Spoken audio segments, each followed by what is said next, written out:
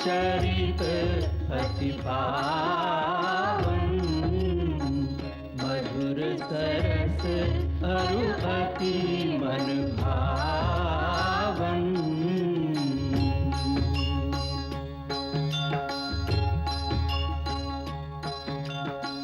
पुनि पुनि कितने हो सुने सुनाए,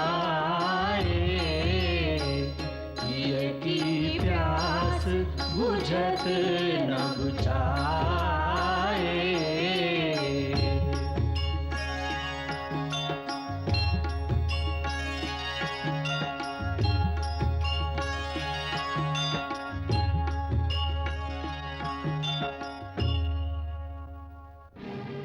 तुम्हारे गुरु ने तुम्हें कोई तंत्र विद्या सिखाई है? क्यों? क्योंकि जो कार्य तुमने किया है वो अवश्य दंड देने योग्य है, परंतु तुम्हें देखकर हमारे मन में न तो दंड देने की इच्छा हो रही है और न तुमसे युद्ध करने की। मेरी अवस्था भी यही है। मैं तो यही सोच रहा हूँ कि आप किसी मोहिनी मंत्र का जाप कर रहे हैं। ये विधाता की विधि कैसी है कि दोनों ओर से धनुष उठाना कठिन हो गया है। महाराज राम, इस प्रकार यह मंत्र तंत्र का प्रयोग वीरों के लिए उचित नहीं है। यदि कर सकते हैं तो सच्चे क्षत्रिय की भांति हमें अस्त्र शस्त्र से पराजित करिए, भावना की मोहिनी डालकर नहीं। बालक, हम तुम्हारे सारे अपराध क्षमा कर देते हैं। ये यज्ञ का अश्व हमें लौटा दो, हम तुम्हें कोई दंड नहीं देंगे। युद्ध में हमें पराजित कीजिए और घोड़ा ले जाइए, और ये भी याद रखिए, घोड़ा लिए बिना चले गए तो समस्त विश्व में अपयश फैलेगा। बालक, हमें विवश मत करो। जब युद्ध भूमि में आ ही गए हैं महाराज, तो अब और कोई मार्ग नहीं बचा। एक ही मार्ग रह गया है, धनुष उठाइए।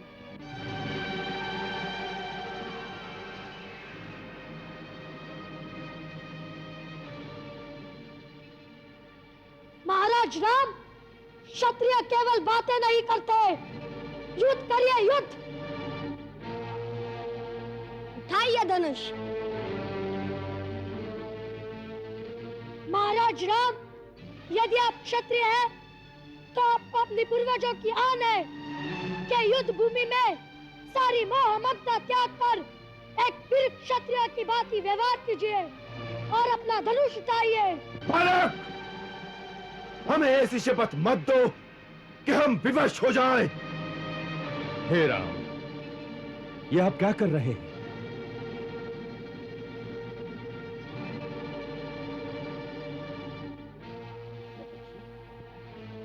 बालकों की बातों में आकर ये क्या अनर्थ कर रहे हैं आप?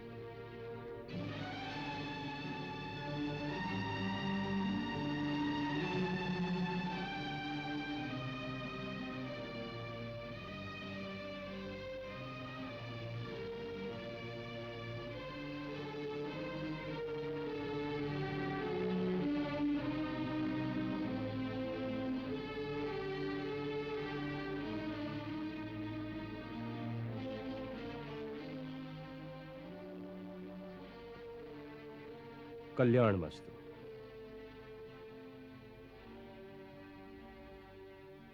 प्रभु, स्त्री, वृद्ध और बालक, इन तीनों के जीवन की रक्षा का भार तो राजा पर ही होता है।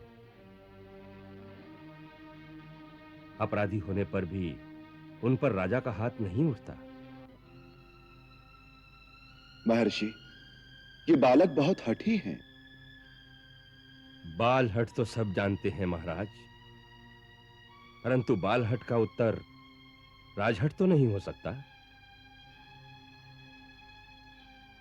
कुश, लव, ये हमारे राजा हैं, हम इनके राज्य में रहते हैं। राजा के सामने अस्त्र उठाना राजधर्म के अनुसार पाप है। आपने राजा की अवज्ञा की है। आपने राजा का घोड़ा क्यों पकड़ा? 2 कारणों से गुरुदेव। पहला कारण तो यह चुनौती है जो इस घोड़े के मस्तक पर स्वर्ण अक्षरों में लिखी हुई है। सुनिए क्या लिखा है। राजराजेश्वर छत्रपति महाराज श्री रामचंद्र के अश्वमेध यज्ञ का यह अश्व दिग दिगांतर में स्वतंत्र भ्रमण के लिए छोड़ा गया है। इसके आगे नतमस्तक होने वालों को महाराज राम की शरण प्राप्त होगी और जो इसे पकड़ने का दुस्साहस करेगा उसे श्री राम की सेना से युद्ध की चुनौती स्वीकार करनी होगी। गुरुदेव, आप ही ने सिखाया था कि सच्चा क्षत्रिय वही है जो युद्ध की ललकार सुनकर भाग न जाए। इसलिए हमने यह चुनौती स्वीकार कर ली।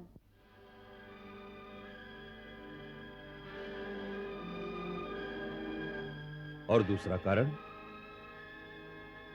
कुछ भैया को महाराज राम से कुछ प्रश्न पूछने थे, सो मैंने सोचा वैसे तो हमारी भेंट महाराज राम से हो नहीं सकती। यदि यह घोड़ा पकड़ ले तो उसे छुड़ाने के लिए महाराज राम स्वयं आएंगे और कुछ भैया उससे प्रश्न भी पूछ लेंगे। पूछो, क्या प्रश्न पूछना चाहते हो? एक ही प्रश्न है महाराज कि हमारे गुरुदेव कहते हैं आप मर्यादा पुरुषोत्तम हैं, परंतु यह कहाँ की मर्यादा है कि उस पत्नी का जिसकी पवित्रता पर आपको स्वयं विश्वास है केवल कुछ लोगों की निंदा के कारण त्याग कर दिया जाए और उसे निस्सहाय अवस्था में वनवास के दुख भोगने पर विवश कर दिया जाए? यह कौन सा धर्म है? राजधर्म।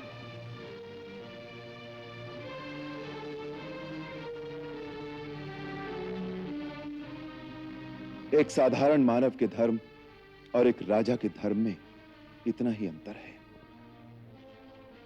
एक साधारण मानव का प्रथम धर्म है अपनी पत्नी, अपने बच्चों, अपने भाई बहनों, माता पिता और निकट सगे संबंधियों की रक्षा करना, उनको सुख पहुंचाना और यदि कठिन समय आए तो दुख में उनका साथ देना। परंतु वही मानव जब राजमुकुट पहनकर राजा बन जाए तो उसका प्रथम धर्म अपने निजी सुख या दुख और अपने निकट सगे संबंधियों के सुख दुख में उनका साथ देना नहीं रहता, वरन राजा का धर्म केवल प्रजा रंजन होता है।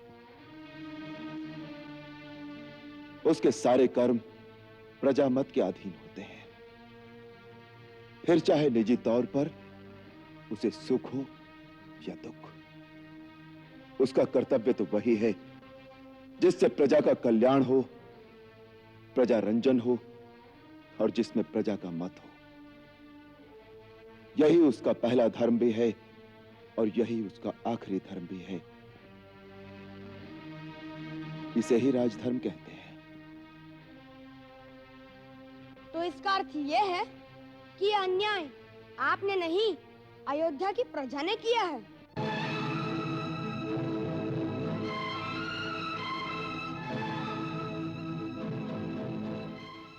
जो अयोध्या की प्रजा ने किया है उसका उत्तर अयोध्या की प्रजा से मांगना चाहिए।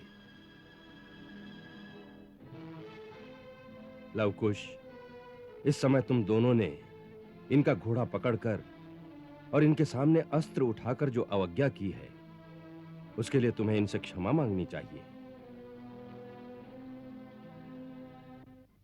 महाराज राम के विरुद्ध तुम्हारा अस्त्र उठाना ऐसे ही धर्म विरुद्ध है जैसे तुमने अपने पिता के ही सामने अस्त्र उठाए हो, क्योंकि राजा प्रजा के लिए पिता समान ही होता है। शास्त्र कहता है कि पिता ही सर्वभूतानां राजा भवति धर्मतः। इसलिए तुम्हें इनको पिता समान आदर देकर क्षमा मांगकर यज्ञ का घोड़ा लौटा देना चाहिए। जो आज्ञा गुरुदेव।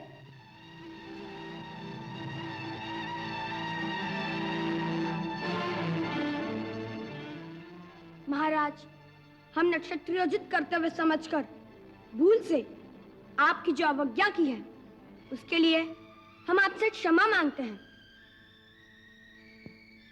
यदि आप हमें कोई दंड देना चाहे तो वह भी हमें स्वीकार है।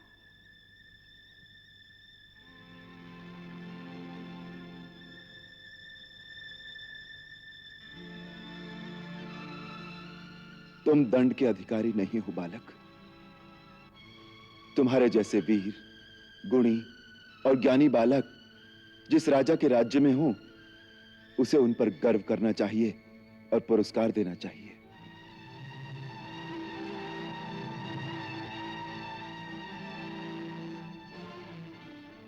जब तुम्हारी शिक्षा पूर्ण हो जाए और यदि तुम्हारे गुरु और तुम्हारे माता पिता तुम्हें आज्ञा दें, तो तुम दोनों के लिए मेरे द्वार सदैव खुले रहेंगे। उचित समय आने पर ये दोनों आपकी इस उदारता का लाभ अवश्य उठाएंगे।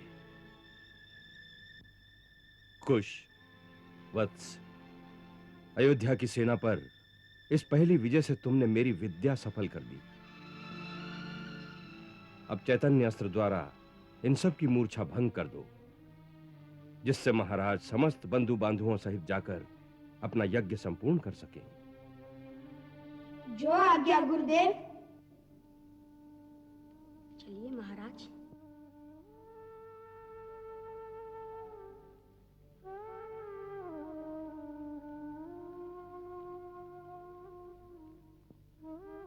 हे पवन पुत्र, जी महर्षि। आप यज्ञ का अश्व ले जाइए। जो आज्ञा। महर्षि, एक शंका है। क्या? ये क्या लीला है? आपको आपके इष्ट की शपथ है, मुझे सच सच बताइए, ये दोनों कौन हैं? क्या जो मेरी अंतरात्मा कह रही है वो सत्य है? भक्त शिरोमणि, आप अपनी ही शक्ति के द्वारा प्रत्यक्ष देख भी चुके हैं, फिर भी मुझसे क्यों पूछ रहे हैं? हे महावीर, भक्त की शक्ति तो भगवान से भी अधिक होती है। फिर भी मेरी एक प्रार्थना है कि अभी इस बात को गुप्त ही रहने दें। उचित समय आने पर मैं स्वयं ही प्रकट कर दूंगा। मैं देख रहा हूं, विधि का खेल बड़ा विचित्र होने वाला है, फिर भी उसे एक सुखद मोड़ देने की चेष्टा कर रहा हूं।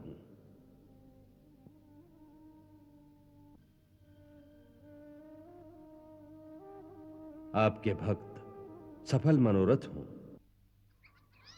पुत्री, पुत्री, सुना तूने? लव कुश ने अयोध्या की सारी सेना को पराजित कर दिया। क्या? अयोध्या की सारी सेना को पराजित कर दिया। अयोध्या की सेना को? केवल सेना को ही नहीं, वरन उनके सारे योद्धाओं को भी परास्त कर दिया। माताजी, भरत, सुग्रीव, लक्ष्मण, शत्रुघ्न, सबको भैया ने परास्त कर दिया। भरत, लक्ष्मण, इन सब के साथ तुमने युद्ध किया? क्यों? कैसे? छोड़िए ना इस बात को। एक छोटी सी लड़ाई थी, समाप्त हो गई। देखिए ना, हम आपके लिए कितने सारे कमल पुष्प लाए हैं, आपकी पूजा के लिए। यह अनुष्ठान आप जल्दी जल्दी पूरा कीजिए, जिससे शीघ्र ही हमें हमारे पिताश्री के दर्शन हो सके। खुश, मेरी बात को मत टालो। मैं जानना चाहती हूँ कि तुम लोगों ने भरत, लक्ष्मण, शत्रुघ्न के साथ युद्ध किया, क्यों किया? माताजी, मैंने अश्वमेध यज्ञ का घोड़ा आश्रम के पास विचरते देखा। उसके माथे पर स्वर्ण अक्षरों में चुनौती लिखी थी कि जो इस घोड़े के सामने मस्तक नवाएगा वह महाराज राम की शरण पाएगा, और जो इसे पकड़ेगा उसे उन्होंने युद्ध के लिए ललकारा था। सो युद्ध की चुनौती स्वीकार करना अपना क्षत्रिय धर्म समझकर मैंने उसे पकड़ लिया। फिर क्या, उनकी सेना, उनके सेनापति एक एक करके सबके सब ढेर हो गए। फिर शत्रुघ्न आए, उन्हें भी मैंने मूर्छित करके रण में ही सुला दिया। फिर लक्ष्मण जी आए, उनसे युद्ध हुआ। क्या ठंडा ठंडा सुना रहे हो कुछ भैया? माताजी, युद्ध नहीं हुआ, घमासान का युद्ध हुआ और हमने उन्हें मूर्छित कर दिया।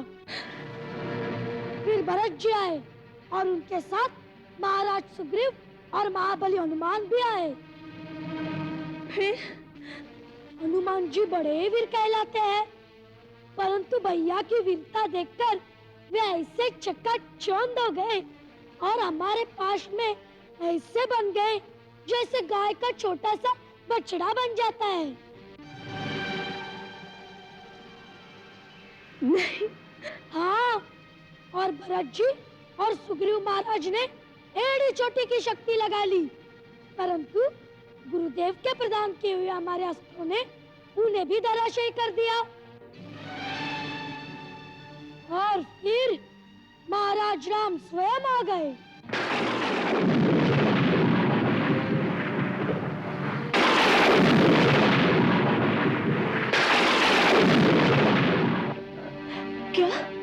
क्या महाराज राम स्वयं वहां आए थे और तुम लोगों ने उन पर धनुष उठा लिया? नहीं, हम तो धनुष उठाए तैयार थे, परंतु वे ही युद्ध से आनाकानी कर रहे थे। हमसे कहने लगे कि तुम दोनों को देखकर तुम पर बाण चलाने की इच्छा नहीं होती, तुम्हें प्यार करने की इच्छा होती है। परंतु मैंने उन्हें कहा, महाराज राम, केवल बातें न कीजिए, युद्ध करिए, युद्ध। परंतु जैसे युद्ध आरंभ होने लगा, गुरुदेव आ गए और फिर उन्होंने तो युद्ध होने ही नहीं दिया।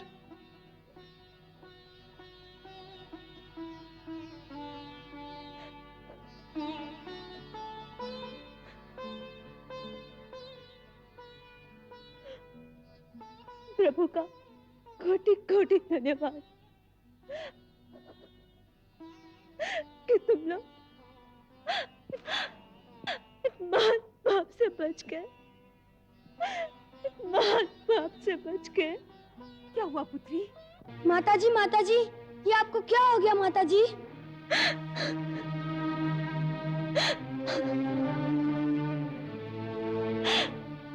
तुमने आज वो किया जो तुम्हें नहीं करना चाहिए था।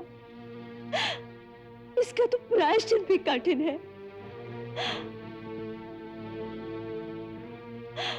हनुमान को तुमने बछड़े की भांति बांध दिया। हनुमान तो मेरा पहला पुत्र है, तुमसे भी बड़ा पुत्र।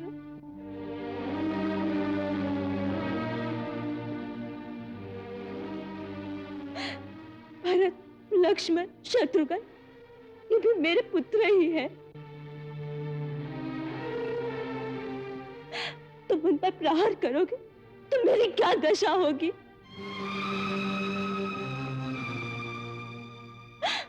उस पर तुमने स्वयं श्री राम को युद्ध के लिए ललकारा।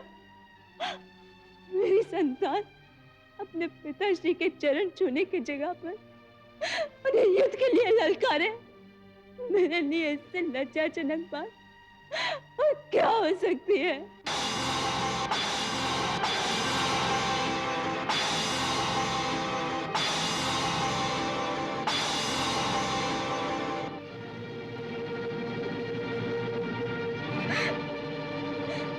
तुमने एक भी बाण उन पर चला दिया होता तो उसके पश्चाताप में मेरे लिए अपने प्राण देने के अतिरिक्त और कोई मार्ग नहीं रह जाता, और कोई मार्ग नहीं रह जाता।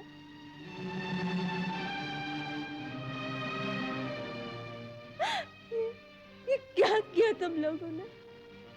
ये क्या किया?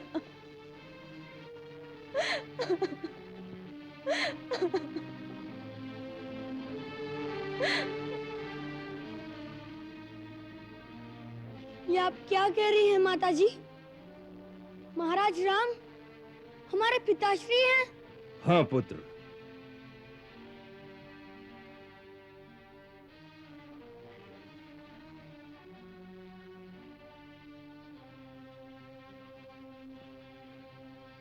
देवी सीता सत्य कह रही हैं। महाराज राम ही तुम्हारे पिता हैं।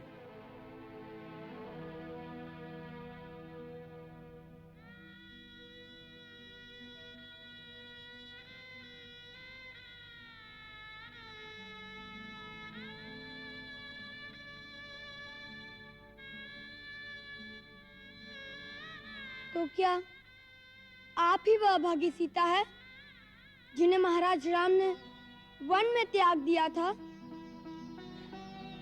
जिसके पति श्री राम हो उसे अभागे नहीं कहते। मुझसे अधिक भाग्यवान और कौन होगा कि मैं उनकी पत्नी हूँ जिनकी तीनों लोकों में पूजा होती है। फिर ये बात आपने हमसे आज तक क्यों छिपाई?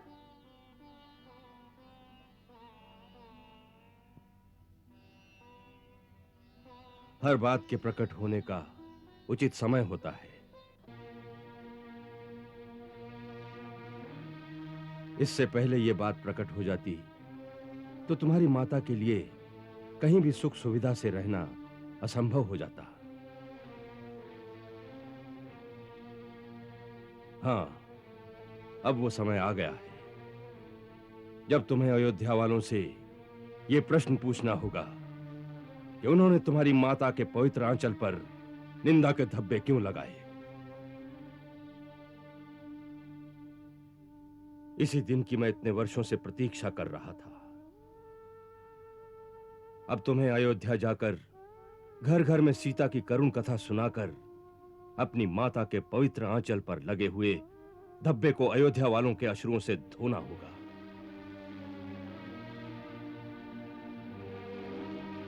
उनके मन पर लगे हुए मैल को मिटाकर उनके हृदयों में महारानी सीता का सिंहासन फिर से स्थापित करना होगा।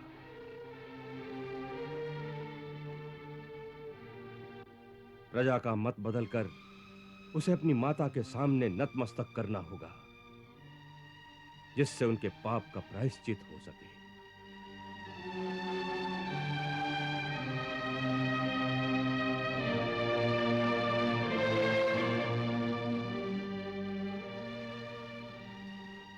वन वन डोले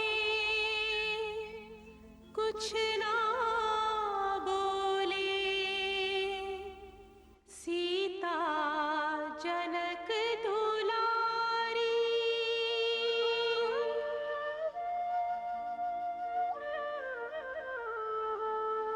फूल से कोमल मन पर सहती, दुख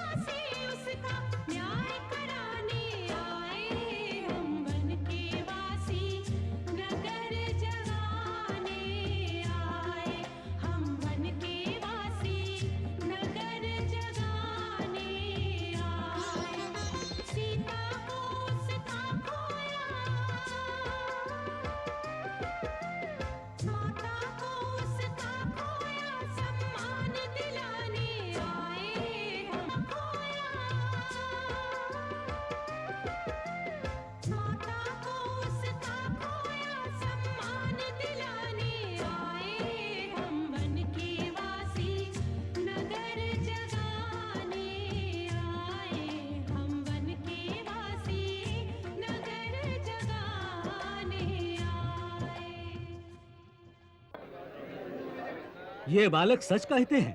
अयोध्या वालों ने ऐसा अन्याय किया है कि सहस्त्रों वर्ष नरक की यातना सहकर भी उसका प्रायश्चित नहीं हो सकेगा।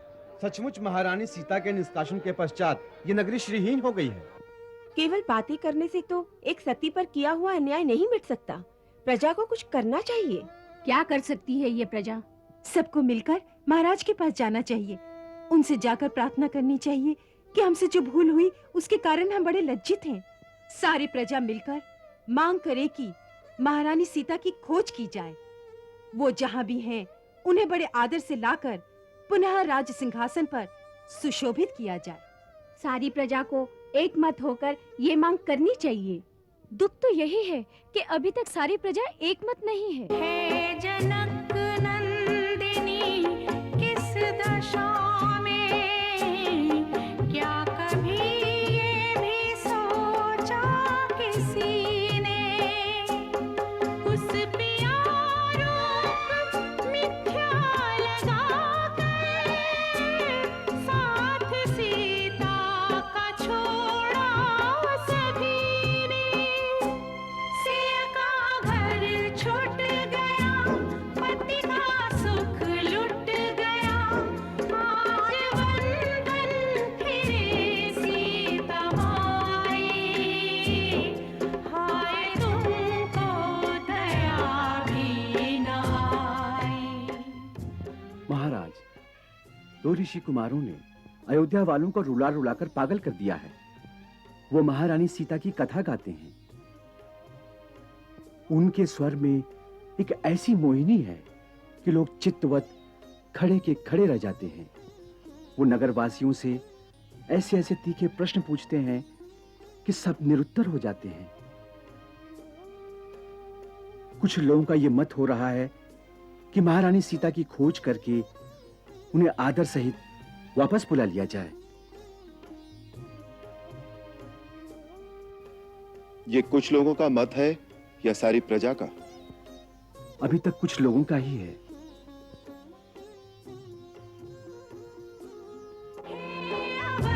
अवधवासियों, अंधविश्वासियों, हाय तुमको दया भी न आई, आग सीता के सुख में लगाई। क्या ये वही गीत है? जी हाँ महाराज। भी न आई।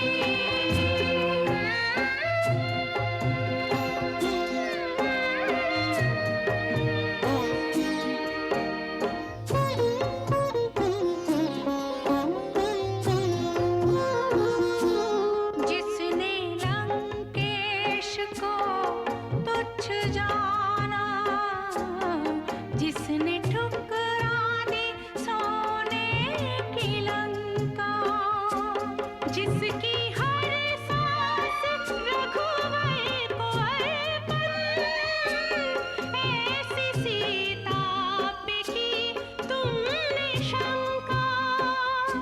तुम वो अज्ञान हो, ऐसी संतान हो, जिसने माता में ढूंढी बुराई, आग सीता के सुख में लगाई।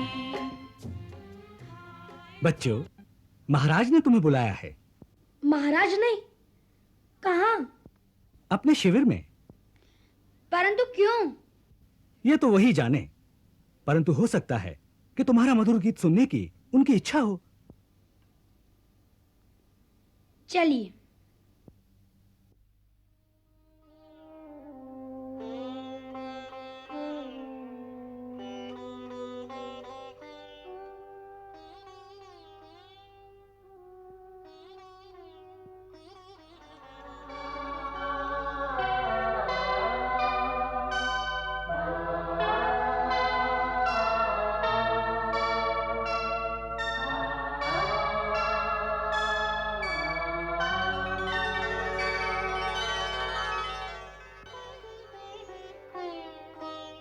अरे, तुम दोनों तो वही हो।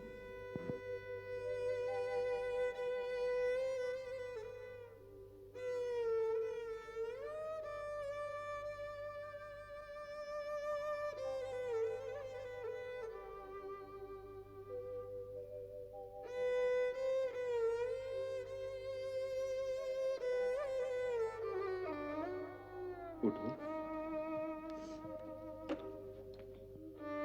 यूं आनंद विभोर भय कहत न आवे बैन, दरस परस पातात का झर झर बरसे नैन।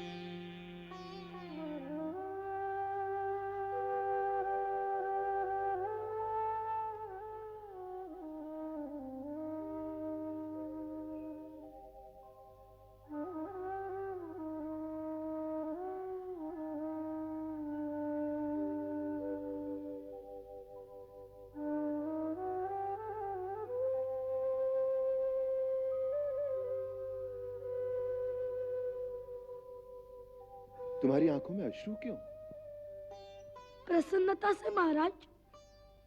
आपने जो अपना हाथ हमारे सिर पर रखा, उसी से आंसू निकल आए। क्यों? महाराज राम अपना हाथ जिसके सर पर रख देंगे, उसकी तो यही दशा होगी महाराज। जैसे पिता का प्यार पाकर पुत्र भावुक हो जाता है, उसी प्रकार आपका दुलार पाकर हम जैसे प्रजाजनों का भाव विभोर हो जाना प्राकृतिक ही है।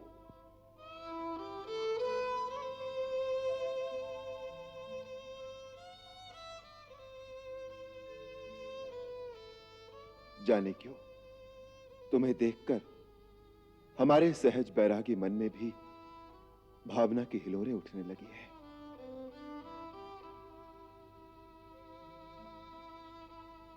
उस दिन तुम्हारा वीर रूप देखा और आज तुम्हारे स्वर का चमत्कार। वीरता में भी निपुण और संगीत के सुर ताल का भी इतना ज्ञान, कैसा अद्भुत मेल है। ये सब तो हमारे गुरुदेव की अनुकंपा है। संगीत की शिक्षा उन्होंने दी है। जी महाराज।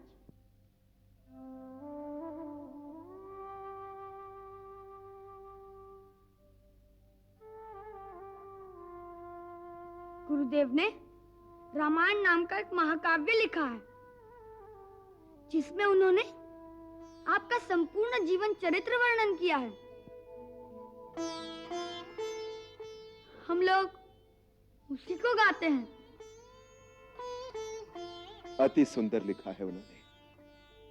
हमें भी सुनाओगे?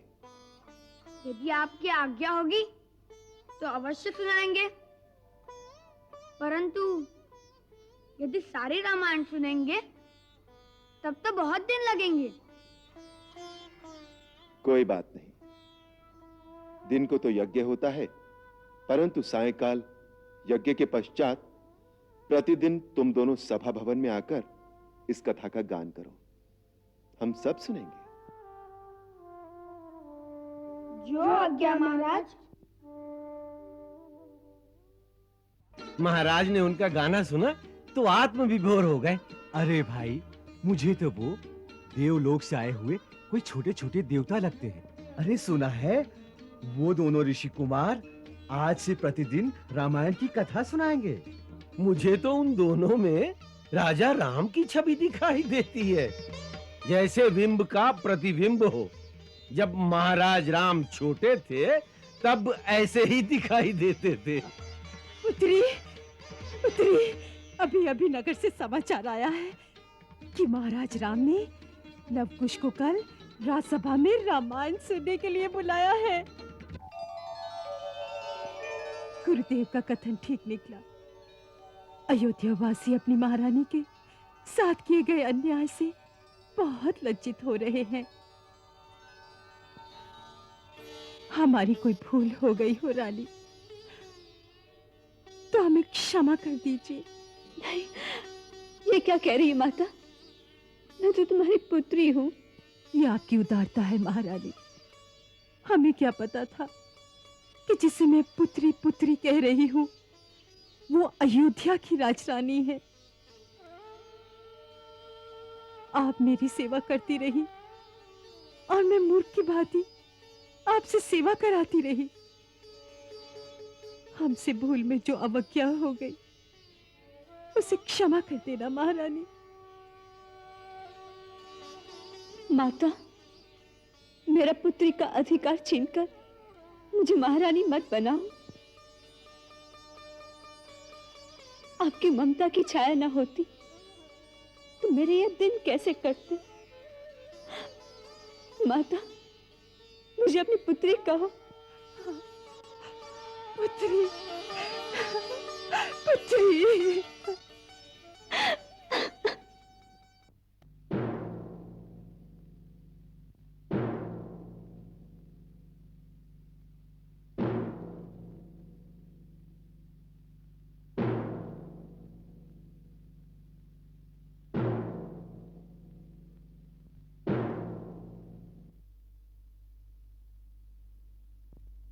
मेरी तो दृष्टि द्वार पर ही लगी हुई है, न जाने कब आएंगे।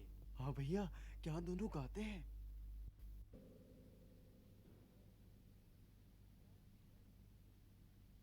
महाराज की जय हो। लव और कुश नाम के 2 मुनि कुमार सभा में आने की आज्ञा चाहते हैं।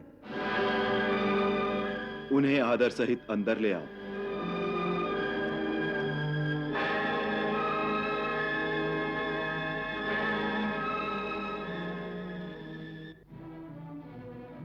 दीदी, सुना है वो जब सीता की कथा सुनाते हैं तो अयोध्या वाले रोते हैं। अब रोने और पश्चाताप करने से क्या लाभ? उस समय तो कोई न बोला।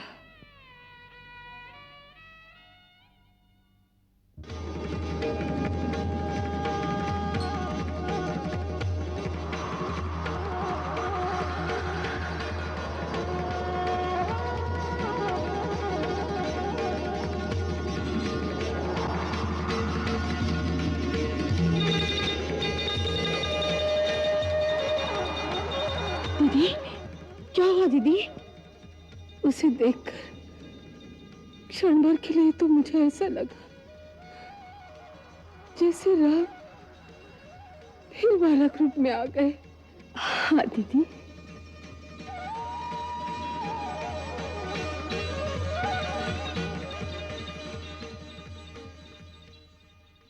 हम दोनों भगवान श्री वाल्मीकि के शिष्य लव और कुश, महाराज श्री राम और समस्त गुरुजनों को प्रणाम करते हैं।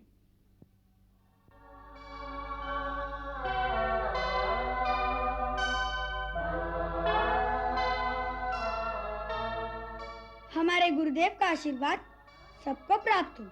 साधु साधु, तुम्हारा कल्याण।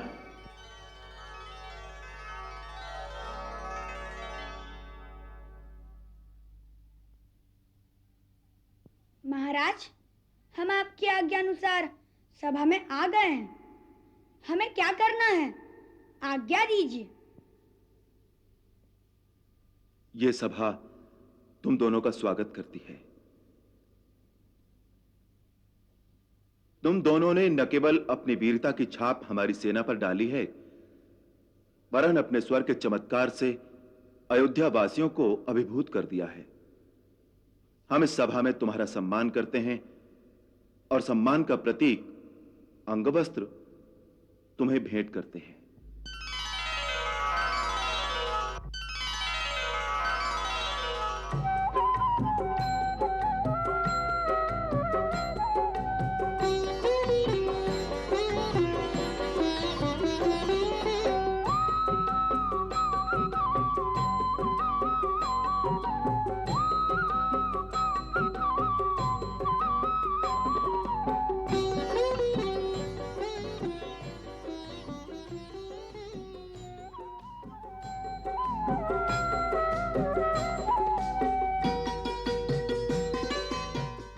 अब हमारी प्रार्थना है कि आप दोनों आसन ग्रहण करें और अपने गुरु की रची हुई कथा से इस सभा के श्रोताओं को अनुग्रहित करें। जो आज्ञा।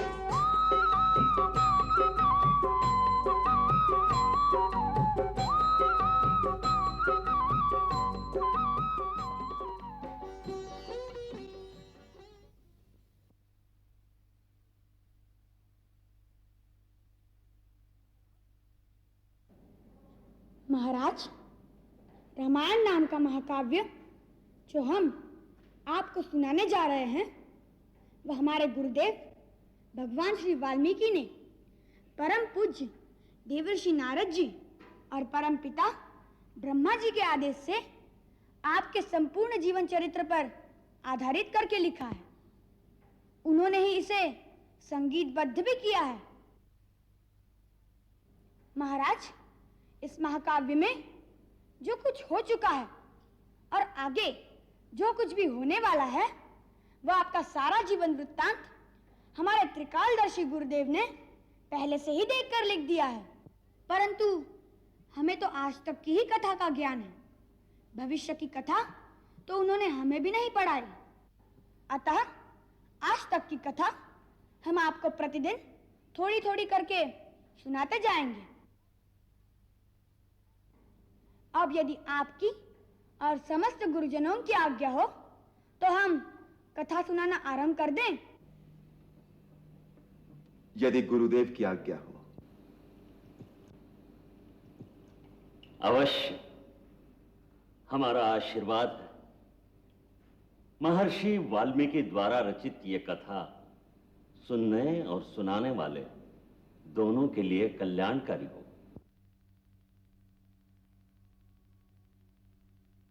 ओम श्री महागणाधिपतये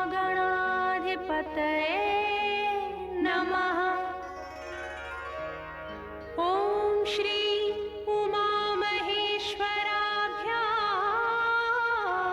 नमः।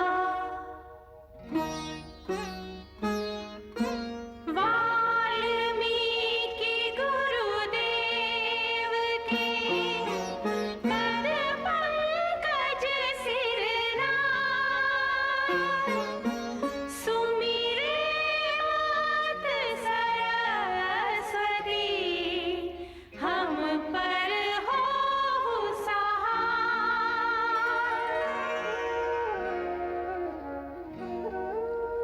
मात पिता की वंदना करते बारंबार,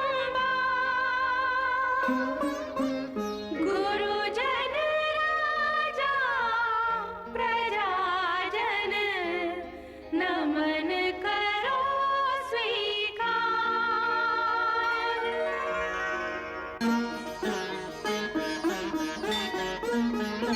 हम कथा सुनाते राम सकल गुण धाम की, हम कथा सुनाते राम सकल गुण धाम की। ये रामायण है पुण्य कथा श्री राम की।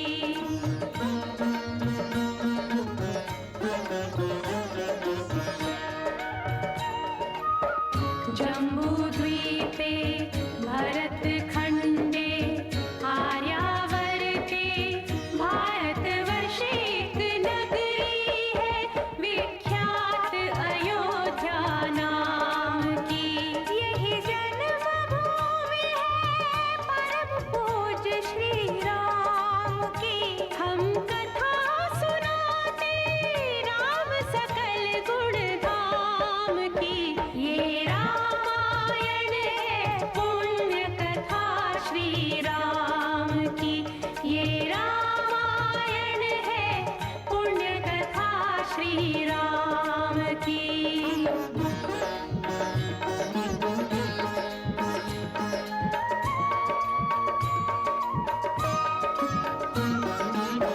रघुकुल के राजा धर्मात्मा, चक्रवर्ती दशरथ पुण्यात्मा, संतति है तो यज्ञ करवाया, धर्म यज्ञ का शुभ फल पाया। कृप घर जन्मी 4 कुमारा, रघुकुल दीप जगत आधारा। चारों भ्रातों के शुभ नामा, भरत शत्रुघ्न लक्ष्मण रामा।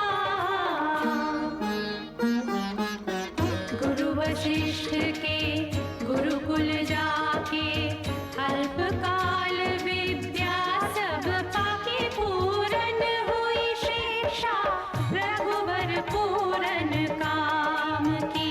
हम कथा सुनाते राम सकल गुण धाम की। ये रामायण है पुण्य कथा श्री राम की।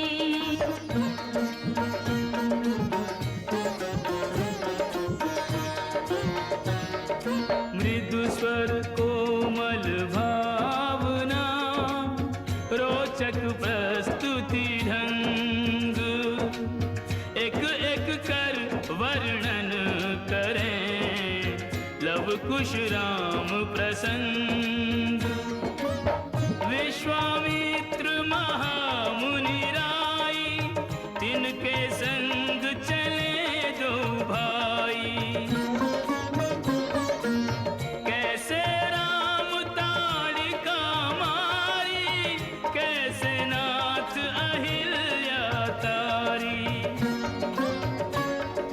मुनिवर विश्वामित्र तब संग ले लक्ष्मण राम। सिया स्वयंवर देखने पहुँचे मिथिला धाम।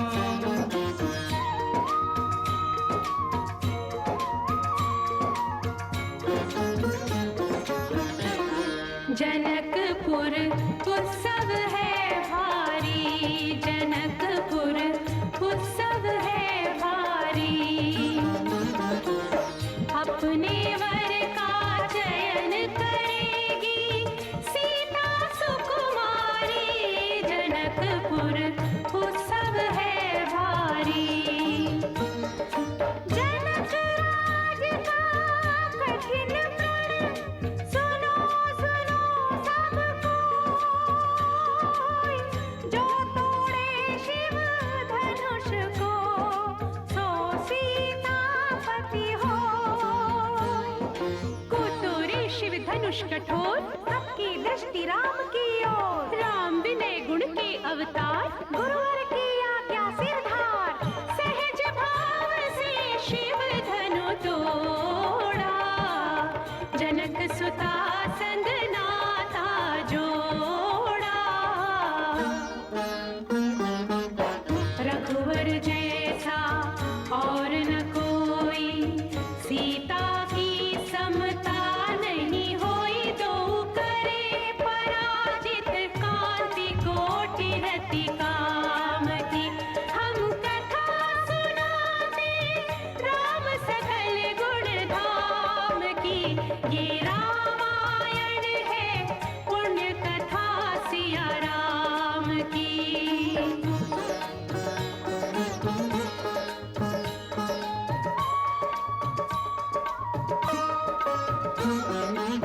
सब पर शब्द मोहिनी डारी, मंत्र मुग्ध भय सब नर नारी।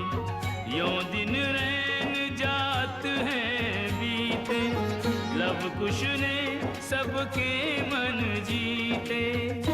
वन गमन, सीता हरण, हनुमत मिलन, लंका दहन, रावण मरण, अयोध्या पुनरागमन।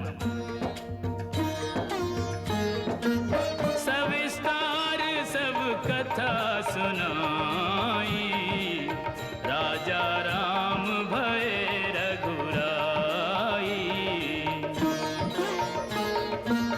राम राज आयो सुखदाई, सुख समृद्धि श्री घर घर आई।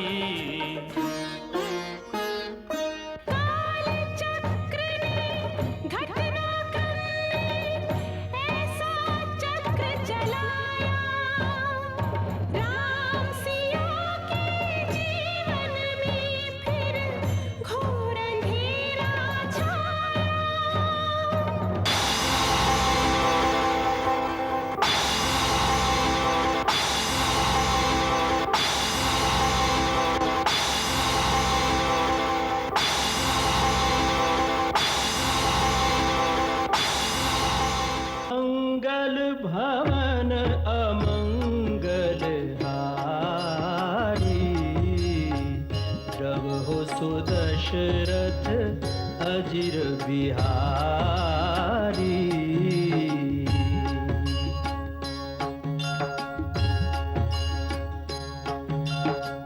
सीताराम चरित अति पावन, मधुर सरस अरु अति मन भावन।